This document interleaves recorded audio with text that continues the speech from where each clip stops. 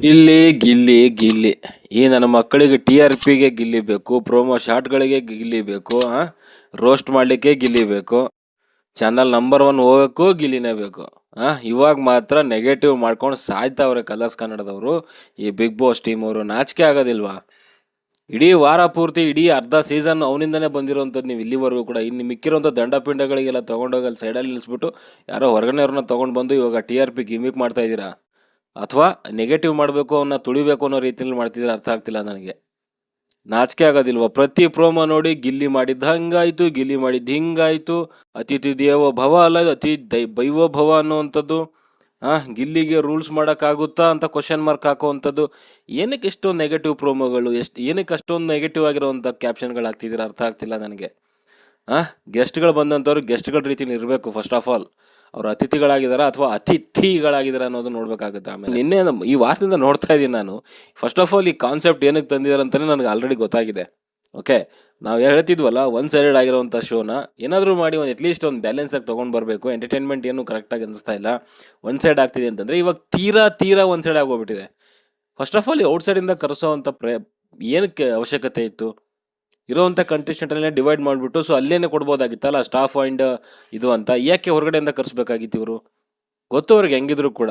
ಗಿಲ್ಲಿ ಏನಾದರೂ ಅಂತಾನೆ ಹೊರಗಡೆ ಬಂದವ್ರಿಗೂ ಕೂಡ ಗೆಸ್ಟ್ಗೂ ಕೂಡ ಈ ಥರ ಮಾಡ್ತಿದ್ದಾನಲ್ಲ ಅಂತ ನೆಗೆಟಿವ್ ಆಗಲಿ ಅಂತಲೇ ಈ ಥರ ಮಾಡ್ತಾ ಇರುವಂಥದ್ದು. ನನ್ನ ಪ್ರಕಾರ ಬೇಜಾರಾಗ್ತಿರುವಂಥದ್ದು ಈ ಟಾಸ್ಕ್ ಕೊಟ್ಟಿರೋದಕ್ಕೇ ಬೇಜಾರಾಗ್ತಾ ಇದೆ.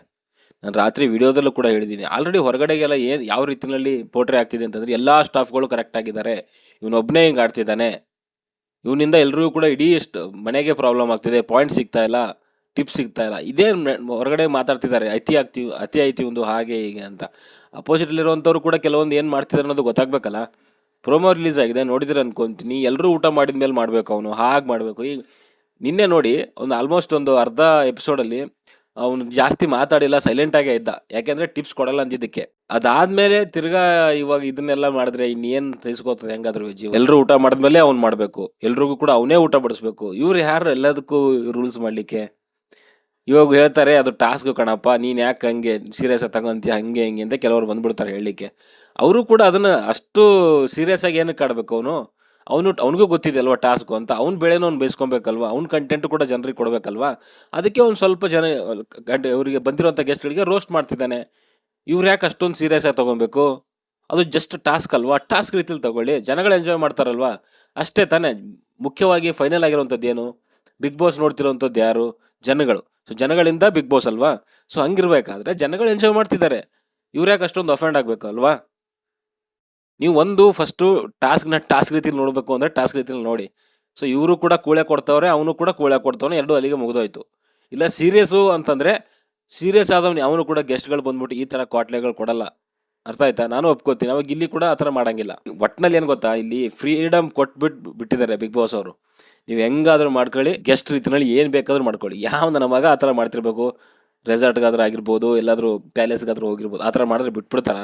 ಬೌನ್ಸರ್ಗಳು ಒದ್ಬಿಟ್ಟು ಹಂಗೆ ವಾಚೆ ಬಿಸಾಕ್ತಾರೆ. ಕ್ಲಿಯರಾಗಿ ಗೊತ್ತಾಗ್ತಾ ಇದೆ ಇಲ್ಲಿ. ಸೊ ಗಿಲ್ಲಿನ ಒಂದು ರೀತಿಯಲ್ಲಿ ನೆಗೆಟಿವ್ ಮಾಡಬೇಕು, ಶೋನ ಒಂದು ಸ್ವಲ್ಪ ಗಿಲ್ಲಿನ ಡೌನ್ ಮಾಡಬೇಕು ಅಂತಲೇ ಬಂದಿರೋದು ಅಂತ ಕ್ಲಿಯರಾಗಿ ಗೊತ್ತಾಗ್ತದೆ. ಇದರಲ್ಲಿ ಇವಾಗಲೂ ನಂಗೆ ಗೊತ್ತಿಲ್ಲ ಎಷ್ಟು ಜನ ವೈಲ್ಡ್ ಕಾರ್ಡ್ ಎಂಟ್ರಿ ಇದ್ದಾರೋ ಗೊತ್ತಿಲ್ಲ. ಸೊ ನನಗೆ ನಂಬಿಕೆ ಇಲ್ಲ ಸೊ ಅವ್ರು ವೈಲ್ಡ್ ಕಾರ್ಡ್ ಎಂಟ್ರಿನ ಅನ್ನೋವಂಥದ್ದು. ನೋಡೋಣ, ಮುಂದೆ ಗೊತ್ತಾಗುತ್ತೆ. ನಿನ್ನೆ ನೋಡಿ ಅವನು ಸುಮ್ಮನೆ ಹುರ್ಕೊತಾವನೆ ರಜಾತು. ಬೇರೆ ಯಾರು ಹುರ್ಕೊತ ಇಲ್ಲ, ಇವನೇ ಹುರ್ಕೊತಿರೋದಂಥದ್ದಲ್ಲಿ. ನಿನಗೆ ಫಸ್ಟ್ ಆಫ್ ಆಲ್ ಪೇಷನ್ಸ್ ಇದೆಯಾ? ಪೇಷನ್ಸ್ ಲೆವೆಲ್ ಇದೆಯಪ್ಪ ನಿನಗೆ? ನೀನೇನು ಬಂದಿರೋವಂಥದ್ದು? ಜಸ್ಟ್ ಗೆಸ್ಟಾಗಿ ಬಂದಿರೋವಂಥದ್ದು. ನಿನಗೆ ಯಾಕೆ ಬೇಕಿತ್ತು? ಅವ್ನು ಏನಾದರೂ ಮಾಡ್ಕೊಳ್ಳಿ, ಏನಾದರೂ ಬಿಡಲಿ. ನೀನು ಬಂದಿದ್ಯಾ, ಬಂದ್ಬಿಟ್ಟು ಹೋಗ್ತಾ ಇರ್ಬೇಕು. ನೀನೇನು ಕಂಟೆಸ್ಟೆಂಟ್ ಅಲ್ಲ ಅಲ್ವಾ? ನೀನು ಗೆಸ್ಟಾಗಿನೇ ಈ ರೇಂಜಿಗೆ ಹುರ್ಕೊತಿದ್ಯಾ ಅಂತಂದರೆ, ಇನ್ನು ಕಂಟೆಸ್ಟೆಂಟ್ ಆದರೆ ಇನ್ಯಾವ ರೇಂಜಿಗೆ ಹುರ್ಕೊಂತೀಯ? ಆಮೇಲೆ ಅವ್ನು ಇನ್ಯಾವ ರೇಂಜಿಗೆ ಉರಿಸ್ತಾನೆ? ಅರ್ಥ ಮಾಡ್ಕೊಳ್ಳಿ. ಓಕೆ, ಪ್ರೋಮೋ ಅಪ್ಲೋಡ್ ಆಗಿದೆ, ಸೊ ಅದ್ರ ಬಗ್ಗೆ ಮಾತಾಡೋಣ.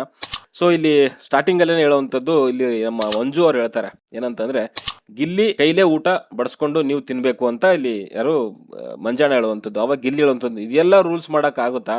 ಅವರು ಸರ್ವಿಸ್ ಅಲ್ಲಿ ಏನಾದರೂ ಮಾಡಿಸ್ಕೊಳ್ಳಂಗಿದ್ರೆ ಮಾಡಿಸ್ಕೊಬೇಕು, ಕರೆಕ್ಟ್ ಇದೆ. ಇವಾಗ ಸ್ಟಾಫ್ ಎಲ್ಲನೂ ಬಂದ್ಬಿಟ್ಟು ಸೊ ಮನೆಗೆ ಹೋದ್ಮೇಲೆ ಅಥವಾ ಕ್ಲೋಸ್ ಓಕೆ ಅದು ಒಂದು ಹೇಳ್ತಾರೆ. ಇವಾಗ ಬಿಗ್ ಬಾಸ್ ಪ್ಯಾಲೇಸು 24/7 ರನ್ನಿಂಗಲ್ಲಿರುತ್ತೆ ರೀ. ಇರೋದೊಂದು 11 ಜನ ಸ್ಟಾಫಲ್ಲಿ, ಅವರೇ 24/7 ಕೆಲಸ ಮಾಡ್ಬೇಕು. 24 hours ಅದು ಹೆಂಗೆ ಕೊಡ್ತಾರೆ? ನನ್ನ ಪ್ರಕಾರ 24 hours ಯಾವುದು ಕೂಡ ಇರಲ್ಲ ಅಂತ ಅನ್ಕೊತೀನಿ. ಇರುತ್ತಾ ಪ್ಯಾಲೇಸಲ್ಲಿ? ಇರ್ಬೋದೇನೋಪ್ಪ. ಹಂಗಿದ್ ಮಾತ್ರಕ್ಕೆ ಅವ್ರಿಗೆ ಗಿಲ್ಲಿ ಕೈಲೇ ಊಟ ಬಡಿಸ್ಕೊಂಡು ತಿನ್ಬೇಕು ಅಂತಂದ್ರೆ ಅವ್ರ ಸ್ಟಾಫ್ಗಳು ಹೆಂಗ್ ಬೇಕಾದ್ರೂ ತಿನ್ಕೊಂತಾರೆ, ಅವ್ರಾದ್ರೂ ಬಳಸ್ಕೊಂತಾರೆ, ಮ್ಯಾನೇಜರ್ ಆದ್ರೂ ಬಳಸ್ತಾನೆ, ಅಥವಾ ಬೇರೆ ಯಾರಾದ್ರೂ ಬಳಸ್ತಾರೆ, ಇಲ್ಲ ಅವ್ರ ಕೈ ಅವರೇ ಹಾಕೊಂತಾರೆ. ಇವ್ರು ಯಾರು ರೂಲ್ಸ್ ಮಾಡ್ಲಿಕ್ಕೆ? ಬಟ್ ಬಿಗ್ ಬಾಸ್ ಇದ್ರಲ್ಲಿ ಅದು ಇರ್ಬೋದೇನೋ, ಇಲ್ಲ ಅಂತ ಹೇಳ್ತಾ ಇಲ್ಲ. ಫಸ್ಟ್ ಆಫ್ ಆಲ್ ನಾನು ಅದಕ್ಕೆ ಹೇಳ್ತಿರುವಂಥದ್ದು, ಈ ಬಿಗ್ ಬಾಸ್ ಟಾಸ್ಕೇ ಸರಿ ಇಲ್ಲ. ಇಲ್ಲಿ ಏನಾಗುತ್ತೆ ಅಂದರೆ, ಇವಾಗ ಗಿಲ್ಲಿ ಟೀಮ್ ಅವ್ರು ಹಿಂಗೆ ಮಾಡಿದ್ರೆ ಇನ್ನೊಂದು ಟೀಮ್ ಬಂದಾಗ ಅದನ್ನ ಉಲ್ಟಾ ಆಗುತ್ತೆ. ಅದನ್ನ ತಡ್ಕೊಳ್ಳೋಂಥ ಕೆಪಾಸಿಟಿ ಇರಬೇಕು. ಅದನ್ನ ಹೇಳ್ಬೋದು ನಾವು ಪೇಷನ್ಸ್ ಲೆವೆಲ್ ಚೆಕ್ ಮಾಡೋದು ಅನ್ನೋದು. ಆಚೆ ಕಡೆಯಿಂದ ಬಂದು ಸುಮ್ಮನೆ ಟಾರ್ಗೆಟ್ ಮಾಡಿ ಒಬ್ಬರನ್ನೇ ಮಾಡ್ತಾ ಇದ್ರೆ ಪ್ರತಿ ಟೈಮಲ್ಲೂ ಕೂಡ ಗಿಲ್ಲಿ ಅಂತಾರೆ. ಇಲ್ಲಿ ಎಲ್ಲದಕ್ಕೂ ಗಿಲ್ಲಿ. ನಿಮ್ಮ ಬಿಗ್ ಬಾಸು ಗಿಲ್ಲಿ, TRPಗೂ ಗಿಲ್ಲಿ, ಇಲ್ಲಿ ಬಂದಿರೋ ಕಂಟೆಸ್ಟೆಂಟು ಎಲ್ಲದಕ್ಕೂ ಗಿಲ್ಲಿ ಗಿಲ್ಲಿ ಗಿಲ್ಲಿ. ಯಾಕೆ ಅವ್ನು ಬಿಟ್ಟರೆ ಬೇರೆ ಯಾರು ಇಲ್ವಾ? ಮಾಡಿಸ್ಬೇಕು. ಸೊ ಇದಾದ್ಮೇಲೆ ನನಗಂತೂ ಇದು ಸರಿ ಅಂತ ಅನಿಸಿಲ್ಲ. ಇನ್ನೊಂದು ಗಿಲ್ಲಿ ಕೈಲಿ ಊಟ ಬಡಿಸ್ಕೊಂಡು ತಿನ್ಬೇಕಂತೆ. ಯಾರ ಕೈಲಿ ಬೇಕಾದ್ರೂ ತಿನ್ಸ್ಕೊಂತಾರೆ. ಇವನು ಯಾವನ್ ರೂಲ್ಸ್ ಮಾಡಲಿಕ್ಕೆ? ಇದು ನನ್ನ ಪ್ರಶ್ನೆ. ಸೊ ಇದಾದ್ಮೇಲೆ ಇನ್ನೊಂದು ಹೇಳ್ತಾರೆ ಇಲ್ಲಿ ಮಂಜಣ್ಣ, ನೀವು ಊಟ ತಿಂದಾದ್ಮೇಲೆ ಗಿಲ್ಲಿ ತಿನ್ಬೇಕಂತೆ, ಅಲ್ಲಿವರೆಗೂ ಗಿಲ್ಲಿ ಊಟ ತಿನ್ನೋಂಗಿಲ್ಲ. ಇದು ರೂಲ್ಸಾ ಇದು? ಬೆಳಗ್ಗೆಯಿಂದ ಕೆಲಸ ಮಾಡಿ ಇವ್ರಿಗೆಲ್ಲ ಸೇವೆ ಮಾಡಿ ಎಷ್ಟು ಮಾಡಿದಾನೆ ಅಷ್ಟು ಮಾಡಿದೆ ಅಂತಾನೆ. ಅಟ್ಲೀಸ್ಟ್ ಊಟ ಅಂತ ಬಂದಾಗ ಎಲ್ಲನೂ ಸಪ್ರೇಟ್. ಅದು ಊಟ ಮಾಡೋ ಟೈಮಲ್ಲಿ ಬಂದು ನೀವು ಊಟ ತಿಂದ ಮೇಲೆ ಊಟ ತಿನ್ಬೇಕಂತೆ, ಅಲ್ಲಿ ಗಂಟ ತಿನ್ನಬಾರ್ದಂತ ಅವ್ನಿಗೆ ಗಿಲ್ಲಿ ಹೇಳ್ದ, ಹಾಕೊಳ್ಳೋಣ ತಲೆ ಕೆಡಿಸ್ಕೋಬೇಡ, ನಮ್ಮದ್ರಲ್ಲಿ ಎಲ್ಲ ರೂಲ್ಸ್ ಮಾಡೋಕ್ಕಾಗಲ್ಲ ಹಾಗೆ ಹೇಗೆ ಅಂತ. ಅವ್ನು ಕೆಲಸ ಮಾಡೋ ಟೈಮಲ್ಲಿ ಕೆಲಸದ ಏನಾದರೂ ಪ್ರಾಬ್ಲಮ್ ಆದರೆ ಬೈಬೋದು, ಎಲ್ಲ ಮಾಡ್ಬೋದು. ಬೈಸ್ಕೊಂಡಿದ್ದಾನೆ, ಎಲ್ಲನೂ ಮಾಡಿದ್ದಾನೆ. ಓಕೆ, ತಲೆನೂ ಬಾಗಿದ್ದಾನೆ, ಕೆಲವು ವಿಚಾರದಲ್ಲಿ ಸಾರಿನೂ ಕೇಳಿದ್ದಾನೆ. ಊಟ ಅಂತ ಬಂದಾಗ ಊಟದ್ರಲ್ಲೂ ಕೂಡ ತಲೆ ಹಾಕ್ತೀವಿ ನಾವು, ಅದರಲ್ಲೂ ಇಂಟರ್ಫಿಯರ್ ಆಗ್ತೀವಿ. ಯಾವನ ಹೇಳಿರೋವಂಥದ್ದು? ಅವ್ರ ಊಟ ಅವ್ರದ್ದಿಲ್ಲ. ಅವ್ರಿಗೆ ಏನಾದರೂ ಸರ್ವಿಸಲ್ಲಿ ಪ್ರಾಬ್ಲಮ್ ಇದೆಯಾ? ಮಾತಾಡಲಿ, ಏನಾದರೂ ಮಾಡಲಿ, ಪಾಯಿಂಟ್ಸ್ ಕೊಡದೇ ಇರಲಿ, ಎಲ್ಲ ಓಕೆ. ಅವ್ರು ಊಟ ಮಾಡೋದ್ರಲ್ಲೂ ಕೂಡ ಇಲ್ಲಿ ಈ ಥರ ಮಾಡ್ತಾರೆ ಅಂತಂದರೆ ನನ್ನ ಮಕ್ಕಳಿಗೆ ನನ್ನ ಮಗ ಗೆಸ್ಟು ಅಂತ ಗುರು? ನೀವೇ ಹೇಳ್ರಪ್ಪ. ಆಯಿತು, ಇವಾಗ ಸುಮಾರು ಜನ ಗಿಲ್ಲಿ ಬಗ್ಗೆ ಸೋಷಿಯಲ್ ಮೀಡಿಯಾದಲ್ಲಿ ಕೆಲವರು ಪೇಜಸ್ಗಳು ಎಲ್ಲ ಸ್ವಲ್ಪ ನೆಗೆಟಿವ್ ಆಗಿ ಮಾತಾಡ್ತಿದ್ದಾರೆ. ಯಾರೋ ಒಬ್ಬ ಕೆಳಗಡೆ ಬಿದ್ದಿದ್ದಾನೆ ಅಂತ ಹೇಳ್ಬಿಟ್ಟು ಅವ್ನ ಹಂಗೆ ಹಾಕೊಂಡು ತುಳಿಯೋದಲ್ಲ, ಅರ್ಥ ಮಾಡ್ಕೊಂಡು. LSL ಕೆಲಸ ಮಾಡೋರ ಮಧ್ಯೆ ಬಂದು ಊಟದ ಮಧ್ಯೆ ಬಂದು ತಲೆ ಹಾಕ್ಬಿಟ್ಟು ಅವ್ರಿಗೆ ಅವಾಗ ಊಟ ಮಾಡಬೇಕು, ಇವಾಗ ಊಟ ಮಾಡಬೇಕು ಅನ್ನೋವಂಥದ್ದು ಸಭ್ಯತನ ಆಗಿದ್ರೆ, ಬಿಗ್ ಬಾಸ್ ಹೇಳಿದ್ನಲ್ಲ ರಾತ್ರಿ ಬಂದ್ಬಿಟ್ಟು ಗಿಲ್ಲಿ ರೋಸ್ಟ್ ಮಾಡಿದ್ದಕ್ಕೆ, ಅದೇನೋ ಅಸಭ್ಯವಾಗಿ ಅಥವಾ ಸಭ್ಯತೆ ಮೀರಿ ರೋಸ್ಟ್ ಮಾಡಿದ್ದಕ್ಕೆ ಏನೋ ಒಂದು ಮಿಡ್ಲಲ್ಲಿ ಒಂದು ಪುಂಗಿ ಊದಿದ್ನಲ್ಲ. ಇವಾಗ ಇದೇ ಗಿಲ್ಲಿಗೆ ಇಷ್ಟೆಲ್ಲ ಇವ್ರು ಕಾಟ ಕೊಡ್ತಿರ್ಬೇಕಾದ್ರೆ ಇದು ಸಭ್ಯತೆನಾ? ಒಬ್ಬನ ಊಟದ ಬಗ್ಗೆ ಈ ಥರ ಮಾತಾಡುವಂಥದ್ದು ಸಭ್ಯತೆನಾ? ಹೇಳ್ರಪ್ಪ ನೋಡೋಣ, ನೀವೇ ಹೇಳ್ರಿ. ವ್ಯೂವರ್ಸ್ ಇದ್ದಾರಲ್ಲ, ನೀವೇ ಹೇಳಿ, ಇದು ಬಿಗ್ ಬಾಸ್ ಮಾಡ್ತಿರೋಂಥದ್ದು ಸರಿನಾ ಆಗಿದ್ರೆ?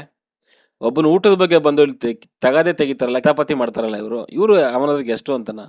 ಇದು ಸಭ್ಯತೆ ಮೀರ್ದಂಗಲ್ವ? ಅವ್ರಿಗೆ ಬೇಕಾದಾಗ ಸಭ್ಯತೆ, ಬೇರೆ ಇದ್ದಾಗ ಅಸಭ್ಯತೆ. ಯಾರೋ 4 ಜನ ಬಂದ್ಬಿಟ್ಟು ಸುಮ್ಮನೆ ಬಾಯಿಗೆ ಬಂದಂಗೆಲ್ಲ ಮಾತಾಡ್ತಾ ಇದ್ರೆ ಅನ್ಸ್ಕೊಳಕ್ಕಾಗತ್ತಾ? ಅವ್ನಿಗೆ ಗೆಸ್ಟ್ ಆದ್ರೂ ಆಗಲಿ, ಯಾವನಾದ್ರೂ ಆಗಲಿ.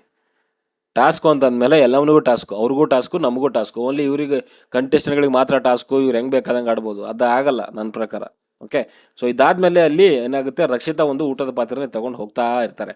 ಅವಾಗ ಮಂಜಣ್ಣ ಬಂದು, ನೀನು ಯಾಕೆ ರಕ್ಷಿತಾ ತೊಗೊಂಡು ಬರ್ತಾ ಇದೆ ಎತ್ಕೊಂಡು ಅನ್ನೋ ರೀತಿಯಲ್ಲಿ ಅವ್ನು ಅಂದ. ಇದಾದ್ಮೇಲೆ ಕೆಲವೊಂದು ಮಾತುಗಳು ಹೇಳ್ತಾನೆ, ಕೇಳಿ. ಏನು ಅಂತಂದರೆ, ಇಲ್ಲಿ ನಾವೇನು ಆಟ ಆಡಕ್ಕೆ ಬಂದಿದ್ದೀವ ಅಭಿ? ಮ್ಯಾನೇಜರ್ಗೆ ಡೈರೆಕ್ಟಾಗಿ ಅಭಿ ಅಂತ ಕರಿಬೋದಾ ಮ್ಯಾನೇಜರ್ಗೆ? ಇದು ಮಂಜಣ್ಣ ಸ್ಟೈಲ್ ಇದು. ಅವ್ನು ಬೋಂಡ ತಿನ್ಕೊಂಡು ಆರಾಮಾಗಿ ಅಲ್ಲಿ ತಿರುಗಾಡ್ತವನೆ. ನಿಮಗೆ ನಾಚಿಕೆ ಆಗಲ್ವ? 12 ಜನ ಇದ್ದೀರಾ, ಅವ್ನಿಗೆ ಹೇಳೋಕ್ಕಾಗಲ್ವ ಹಾಗೆ ಹೀಗೆ ಅಂತ? ರೀ ಸ್ವಾಮಿ, ಫಸ್ಟ್ ಆಫ್ ಆಲು ಊಟ ಮಾಡೋದ್ರಲ್ಲೆಲ್ಲ ತಲೆ ಹಾಕಿರೋವಂಥದ್ದು ನಿಮ್ಮ ತಪ್ಪು.